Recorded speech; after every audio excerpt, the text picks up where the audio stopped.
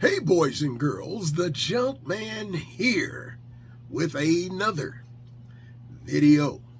And notice I didn't say detailing related, because this video is not going to be detailing related. It is going to be one that I promised, which is on how to shoot a handgun. So I promised that video, so now I am finally going to deliver it. Now, before I even get started, before we get 1 minute into this video, let me tell you who this video is not for. This video is not for you if you're just looking for a video where somebody goes to the range and they pull the trigger and matter of fact, let me do y'all's video real quick. Check it out. Now, the bullets, they go in one of these things. Okay, see the bullet sitting on top there? And then this thing goes in here like that. And then this thing right here, that's the trigger. And then you point this in at what you want to shoot, and then you pull the trigger. There's your video. All right? Okay. Now let me tell you who this video is for. I was a small arms firearm instructor during my time in the Marine Corps. One of the things that I took with me to the Marine Corps was a clean slate. I was a blank piece of paper when it came to using a firearm. And the reason why was because I had never shot a firearm before I went into the Marine Corps. Never. Handled a few of them. My father had a side-by-side double-barrel 12-gauge shotgun that my brother, who also was in the Marines, it had 2 triggers on it. He got one trigger off and it spun him off the porch. I wanted no part of that thing. After that, seeing him go flying off the porch, and the gun went one way and he went the other. So, but I never shot a weapon until I went to the Marine Corps. So the Marine Corps taught me how to shoot a firearm. They taught me from a blank sheet of paper. And because I did not come to the Corps with any bad habits, it made me really receptive to what they was teaching. Not like I had a choice. But since that is the only way I learned, it worked. When it comes to Marines, and I mean every Marine, is a rifleman. That is a requirement that you be a rifleman. I don't care what your MOS is, you are trained how to shoot a rifle. So I went into the Marine Corps not knowing anything. They trained me. I took to that training like a duck to water. And because I did, even though some things I didn't understand at the time that I was learning, because I did, it made me an excellent shooter. By the time I discharged from the Marine Corps honorably, I was a rifle and pistol expert. Okay, Junkman didn't miss, dead eye. Can't see as far as I used to. You know, that 500-yard line target might be a little bit more blurry than it was back when I was 19, but I still could knock it down. But with that said, what I'm going to do in this video is teach the way the Marine Corps taught me, the way I teach other folks. So the last thing that I do when it comes to teaching someone how to fire a weapon is take them to the range. No, it's the last thing we do. The first thing you got to do is learn all that information that you need to know before you put a firearm in your hand. And that's the way I'm going to teach you. So this is going to be a good long video because I'm going to go into detail about how this is done. All right. So the first thing that I'm going to tell you to do is look up your states, whatever state you live in. I'm in the state of Kentucky. Look up whatever state that you are in and learn the laws concerning having a handgun in your state. I'm not going to tell you that. I can only speak for one state, the state that I'm in, and I'm not even going to try to speak for that state. I'm going to tell you what I do, which is legal. Okay, so that's the first thing you need to do. Learn in your state what the laws are concerning a civilian with a firearm. Okay, because it varies from state to state. Okay, so look up your state, get that information. I wouldn't take anyone's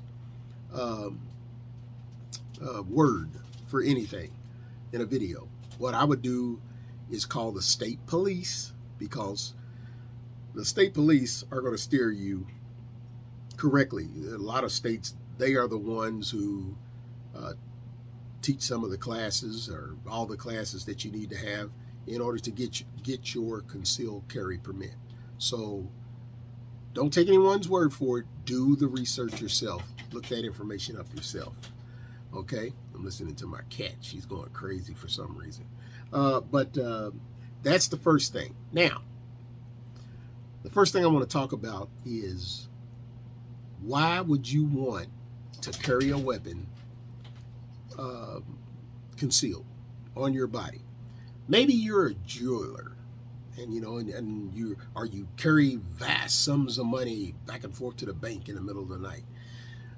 A firearm is a tool, and that is the way you should look at it. It's a deadly tool, but it is a tool. It serves a purpose. It is not for scaring anyone. It is not for intimidating anyone. It has one purpose, and that purpose is to cause death or serious bodily harm. You don't shoot someone to maim them. You shoot to kill. If I'm shooting at someone, I am going to aim center mass, right for the chest. I want them dead if I pull that trigger. That is the way I was trained. That is the mindset that I have. I'm not going to pull my weapon unless I am justified. Now, let's talk about justification. Okay? The way we were trained, because of the nature of what I did while in the Marine Corps, I'm not at liberty to really go into detail, but because of the nature of what I did, they stressed when what we call deadly force was authorized. They told us exactly when we could shoot to kill. And the way it was preached to us, I will never forget this. It was preached to us, I mean drilled into our heads, is deadly force is that force that is authorized in the defense of your life or the lives of those in your immediate vicinity. One more time. Deadly force is that force that is authorized in the defense of your life or the lives of those in your immediate vicinity. If that situation arrives, you are now authorized deadly force. That is the only time that you are authorized deadly force. If it is not in the defense of your life or the lives of those in your immediate vicinity, then you can't pull that trigger, because you will be going to prison. That is as cut and dry as I can make it. So deadly force, that force which is authorized in the defense of your life or the lives of those in your immediate vicinity. Now, this is something that you won't see in a video where somebody's like teaching you how to use a firearm. They don't go into this detail. They don't never talk about this stuff. But I'm going to talk about it, and I'm going to go into detail. The defense of your life. Let's say, for example, you are at home and somebody's banging on your door, okay? They're not coming through the door. They're just banging with their hand and knocking real loud and, being a nuisance. You cannot shoot them through that door. If you do, you go into prison, especially if you kill them. Your life has not been threatened yet. You have a door between you and them. They cannot come through that door. Let's say that's the first scenario. They cannot come through that door. Your life is not in danger as long as you stay on the other side of that door and you don't open it. You open it, you put your life in danger. You can't open it, put your life in danger, and then shoot the person. No, it don't work that way, because the judge is going to look at it like you should have just left the door locked and closed. And then there would have been no necessity to kill anyone. So your life is not in danger if somebody's just being a nuisance and banging on the door. Call the police. That's their job. Let them handle that. Let them deal with that idiot. Don't you bother yourself with that. Now, if that person knocks that door down, are they making it into your house? Empty your magazine into their chest. You take them out with malice. Take them out. If they cross the threshold of your domain, don't hold back. Remember, a firearm is not something you use to threaten someone, to scare them. No. It is a weapon of death. That's what it's for. It's for killing. It ain't for maiming. It ain't for scaring somebody. It ain't for you to feel bad, like a big shot or anything, like you see so many idiots doing on YouTube. It's for killing. And you had better be justified if you decide to use it to do that. The way I was taught, that's the only way I'm going to use it. And that's the way I'm going to teach in this video. Okay? So that's deadly force. Now, when I was in law enforcement, we wore a uniform and, a big old shiny badge, all the gear on and everything. So to this day, I still carry just like when I was a cop. I carry the same way. I'm comfortable with that. Now, some people will say, well, that kills the element of surprise. I didn't have the element of surprise when I was in law enforcement. Man, I drove a car that had big old letters on it, police. On my back, police. Sleep, police everywhere. I didn't have no element of surprise. And nobody walked up and shot me. Even though now, it's kind of crazy out there, which is why I carry now. I didn't carry for a long time after I got out the Marine Corps. But now it's just got to that point where I do. Everywhere I go, it don't matter. Chuck E. Cheese, Walmart, church. Yeah, that's bad when you got to carry in church, but that's the state of the world we live in today. So that's what I do. Everywhere I go. It's like my American Express card. Don't leave home without it. So if you're going to carry, that's a decision that you have to make, whether you want to carry concealed or not. Now, here's the thing. Some states require you to have some type of permit to carry concealed. I happen to live in a state, Kentucky, which follows the Constitution, and they call it constitutional carry, where we don't need any kind of permit or anything. You can carry concealed in the open, and you don't need any training, no nothing. Now, I do not agree with that, because you got every kind of idiot out here carrying a gun that doesn't know when to use it, how to use it, can't shoot for crap. I've seen cops that can't shoot for crap. So, and they supposed to have training, but like anything, if you don't practice your trade, then you are not going to be very good at it. I like to be at the range at least once a week. Now, it gets expensive because ammo costs a lot, but you ain't got to go shoot 3,000 rounds, I like to knock off at least 2 boxes, 100 rounds, and just to stay sharp. Just to stay sharp. I handle my weapon a lot. It's like an extension of me. I sleep with it.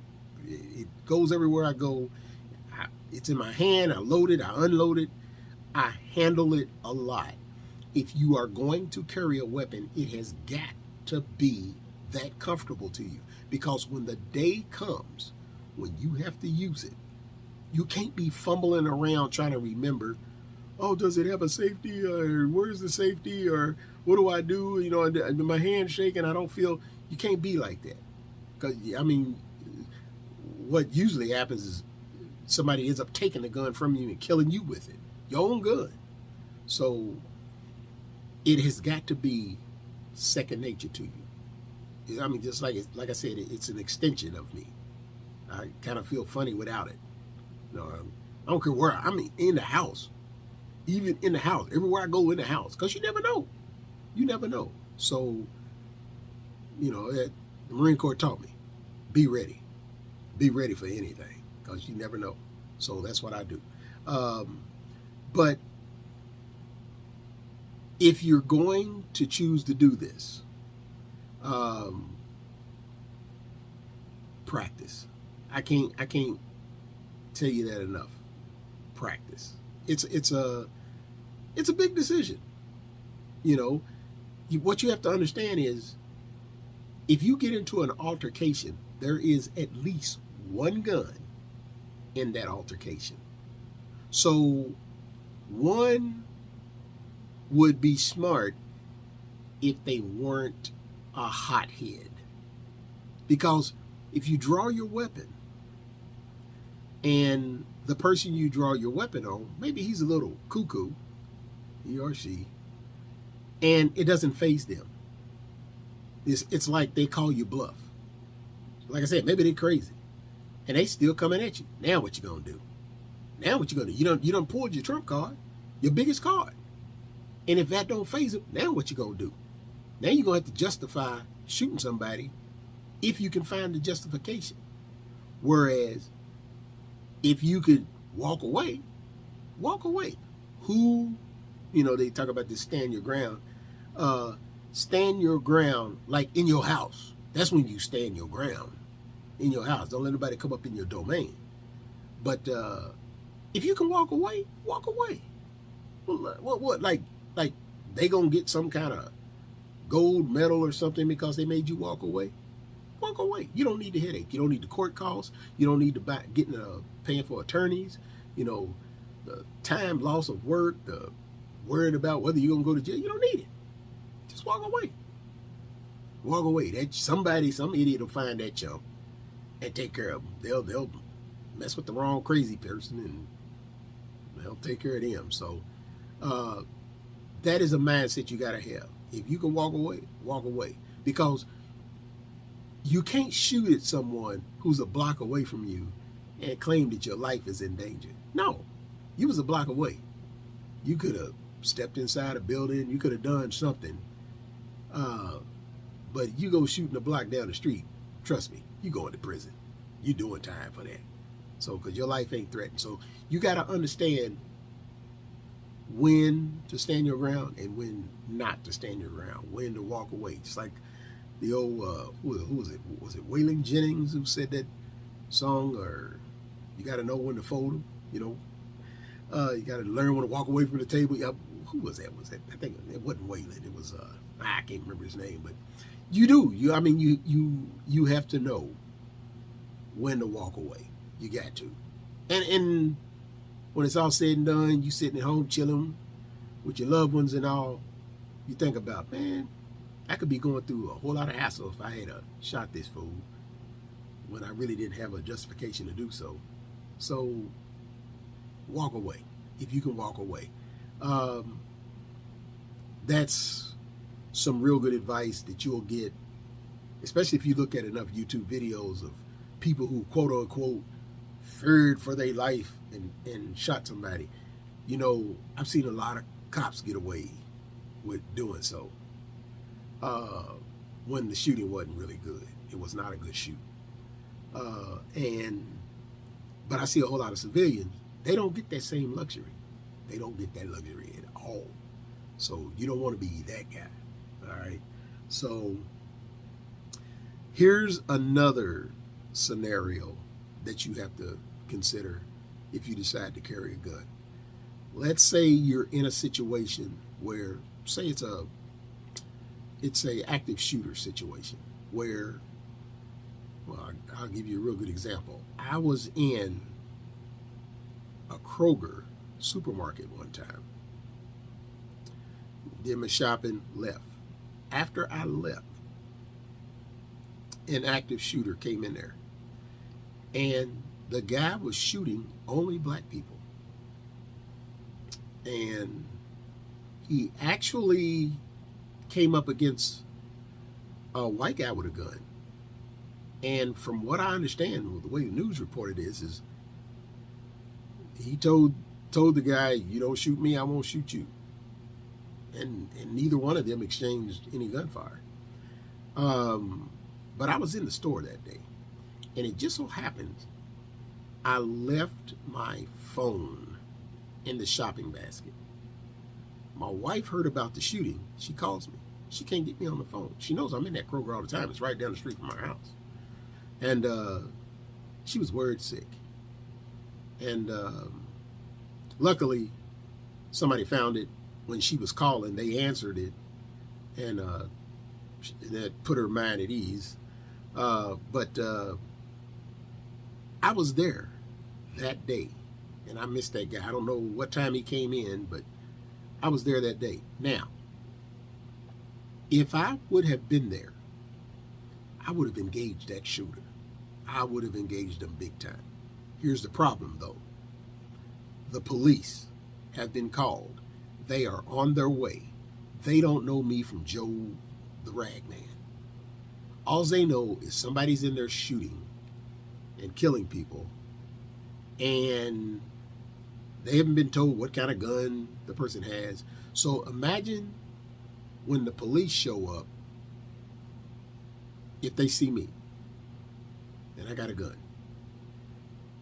they probably ain't gonna ask questions first. You know, this is the world we live in. I understand that. I understand their mentality.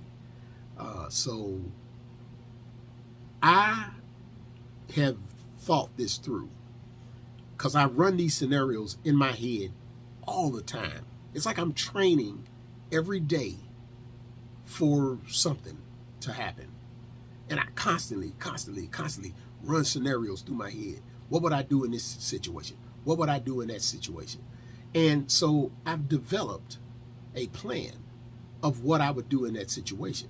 Now, I'm not going to discuss what that plan is because I don't want to give any bad guys any ideas, but I have a plan to deal with that situation. You have got to do the same thing.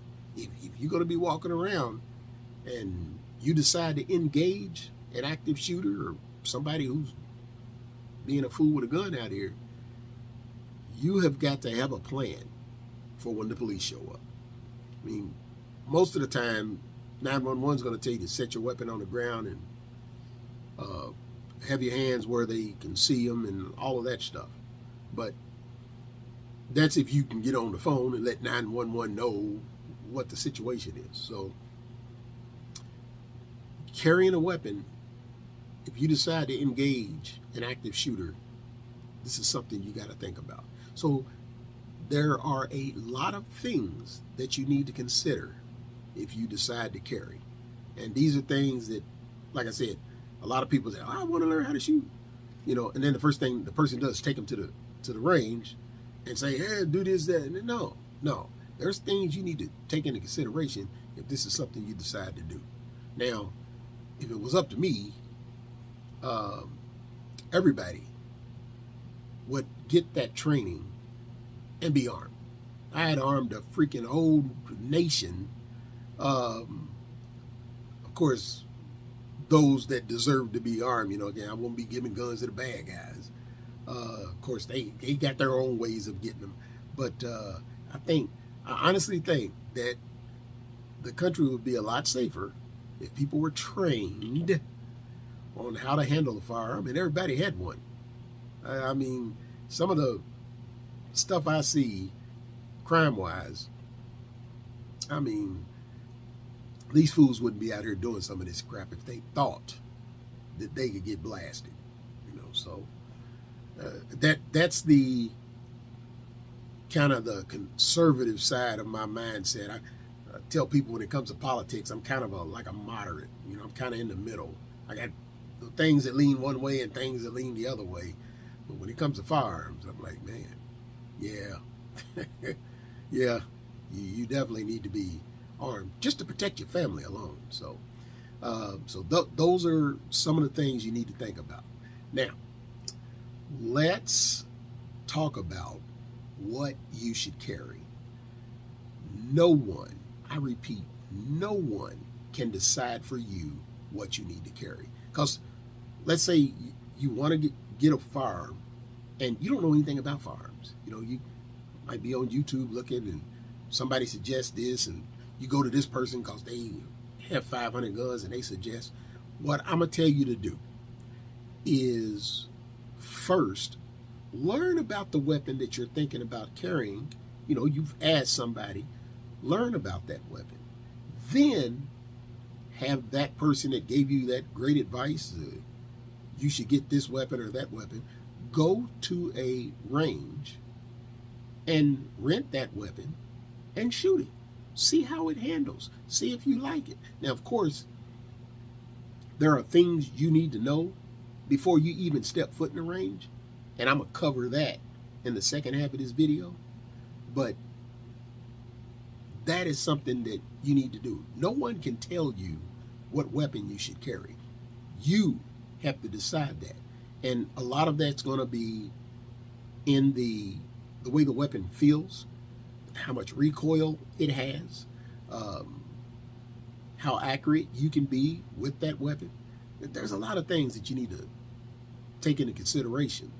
And so you can't let someone say you should carry this, because you might mess around and get good, and then you're like, I should have bought this, I should have got something else. So you can go to the range and rent different weapons. Try out different weapons. Don't just get one. Try different. See how they shoot.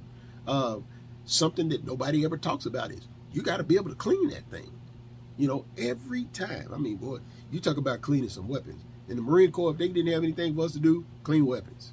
It was like they standed off the top of their head and said if they didn't have anything for us to do, clean weapons. Either that or clean up. You know, we was the world's janitors. But you need to shoot a variety of weapons and see how you like it. I mean, cost is going to come in to play in what you decide to get. The cost of the ammo is going to come into play. How complicated is that weapon to take apart and clean? You got to know how to do all this stuff. So there's things that people never consider when it comes to buying a weapon that they need to consider in order to make an educated choice on what they want to purchase and carry. How you're going to carry it, whether it's going to be concealed, whether you're going to wear it in the open, all of that stuff. You need to iron all that out before you decide to buy something and before you decide what to buy. So these are things that you need to consider. I carry a Glock 19.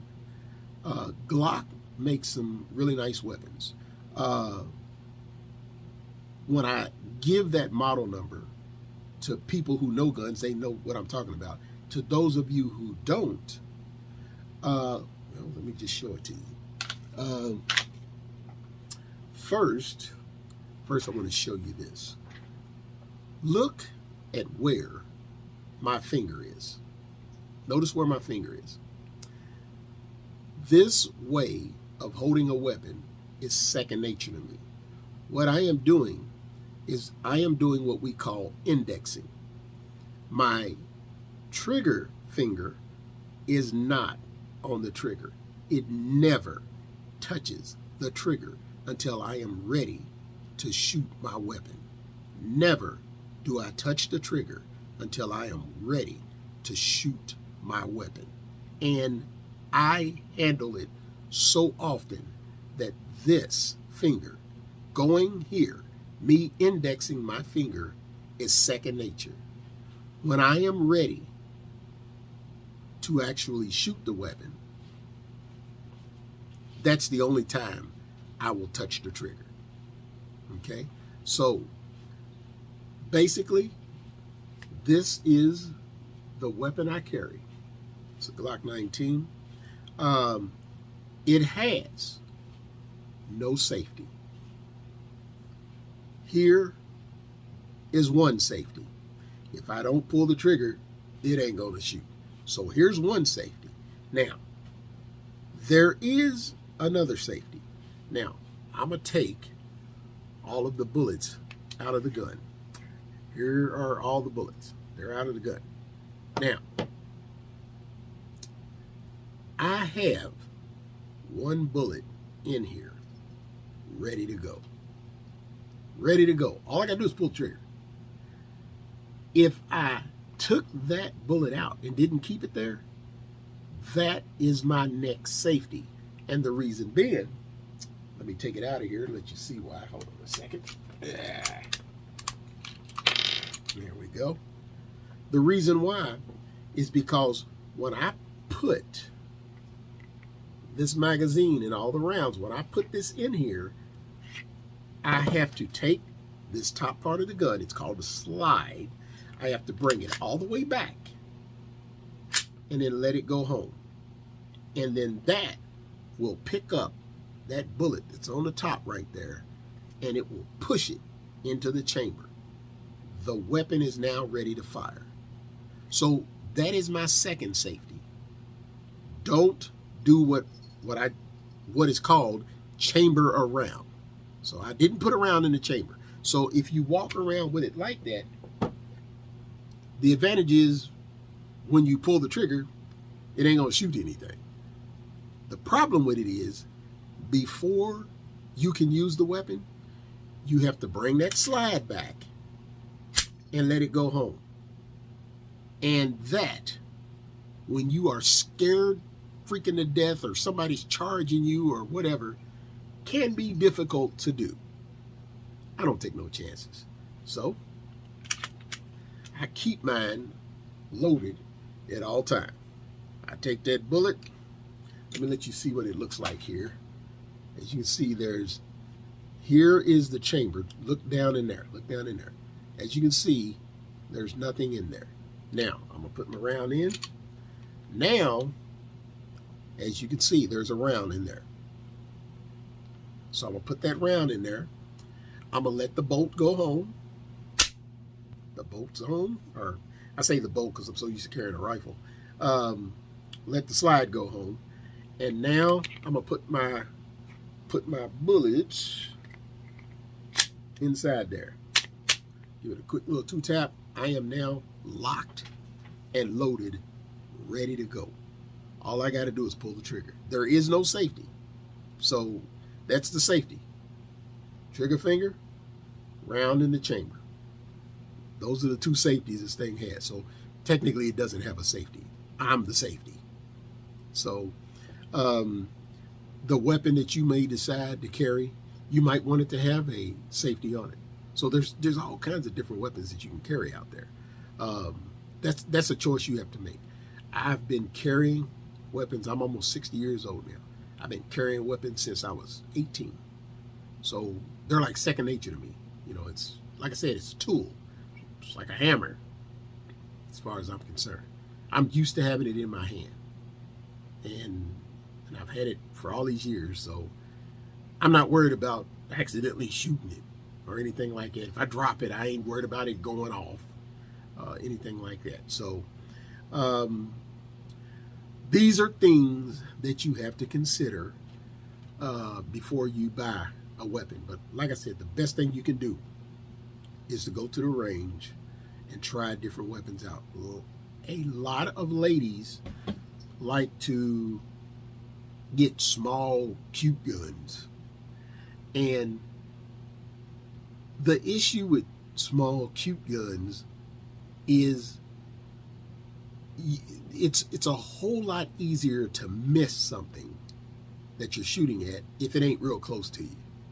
So, yeah, they're fine if something's real close to you, but if you have to reach out any distance, you got somebody charging at you from 25 yards, you know, you need to, it's a lot harder to hit, and I'm going to explain why it is.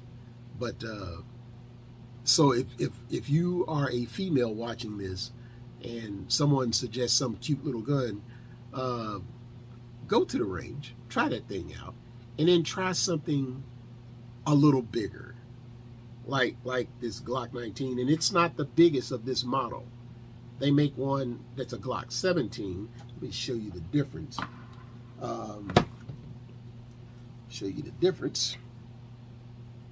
Okay, this is a magazine full of ammo that goes in my weapon.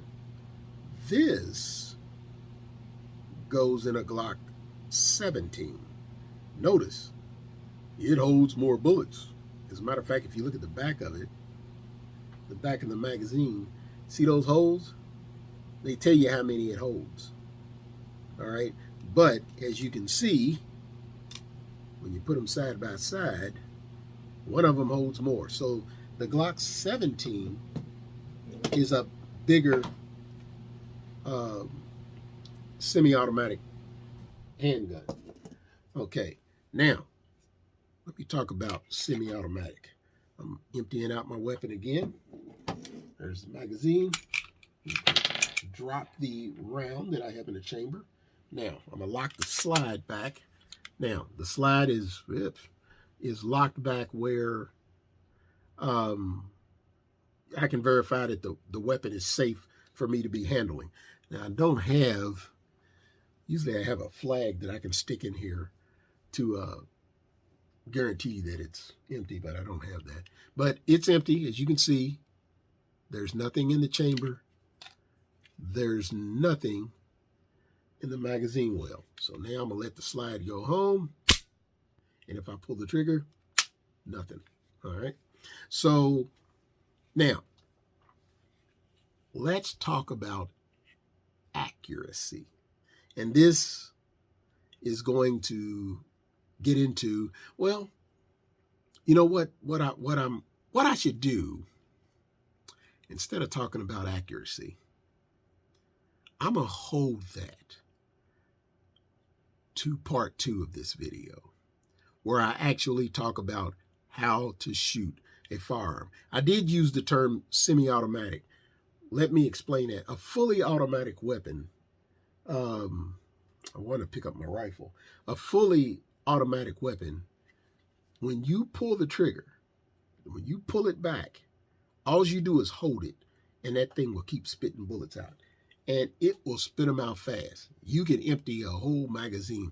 In the Vietnam War, during the Vietnam War, the M16s that we carried, when I say we, I mean the Marines, they had the ability to go fully automatic. You could put a magazine in one of those things, pull that trigger one time, and every bullet would come out just. And the Marines were wasting, I mean, heck, all the branches of service were wasting ammo shooting like that. You know, you got to carry all that ammo in the field with you. You know, you got to carry all that. So if you get in a firefight and you're wasting all your ammo, that ain't a good thing. So what they did was they put a switch where when you pull the trigger, it would only shoot 3 rounds. Just 3 rounds would come out. And then you had to release the trigger and pull it again, and 3 more rounds would come out. So, but this, you have to pull the trigger every time for something to come out. Every time you got to pull the trigger, something to come out. And what happens is every time you pull the trigger, this thing goes back and it picks up the bullet that's on top there. It takes that and shoves that bullet into the chamber. And then when you pull the trigger, it fires, and then this thing comes back and comes forward, it grabs another one. And it, as quick as you pull the trigger, this thing will constantly do this. Now, it's heavy. This slide part is heavy. So it's going to be banging around in your hand if you're not holding on to it right. So well, what do I want to say about that? Well, let me explain why they call it semi-automatic. It's because you have to pull that trigger every time. So it automatically goes back and chambers a new round. It keeps picking up new rounds every time you shoot one out. It automatically does that when you pull the trigger, but it doesn't do it if you hold the trigger down. It doesn't just do it by itself. You got to pull the trigger every time. That's why they call these semi-automatic handguns. Fully automatic handguns, you hold the trigger down one time, all the bullets will go out real quick. Don't take no time. All right. So this is a semi-automatic. Pretty much all handguns that you all are going to be interested in are going to be semi-automatic, or what I used to carry back in the 80s, a revolver. A revolver has the cylinder that spins around and it's got 6 bullets in it. I used to carry one of them Dirty Harry specials, a 357 Magnum with a 6-inch barrel, or actually it's an 8-inch barrel.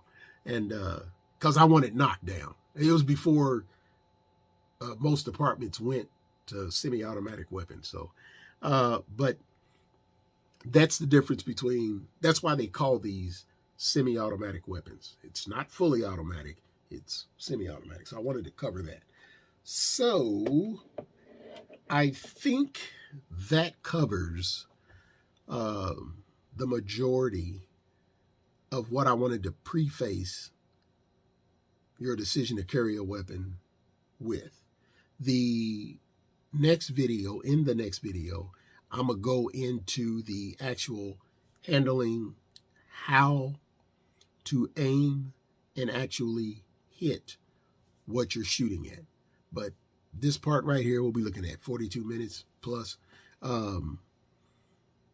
These are things that you need to consider and think about if you decide to carry a gun. But the main thing that you need to understand, the main thing is it's a weapon that is used to kill. It's not used to maim. You don't shoot at the arms and the legs. No, you shoot to kill. That's the way I was trained, and I'm a firm believer in it. Shoot.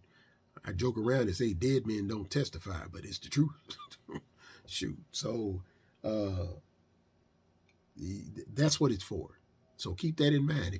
If you're going to carry one, keep that in mind. You might have to kill somebody, and then you're going to have to live with that decision. You know, better him than me. So as far as I'm concerned, I have no problem living with that decision. So that's something you need to think about. So I think I've covered everything that I want to cover in this video. I want to recap deadly force. Deadly force is that force which is authorized in the defense of your life or the lives of those in your immediate vicinity.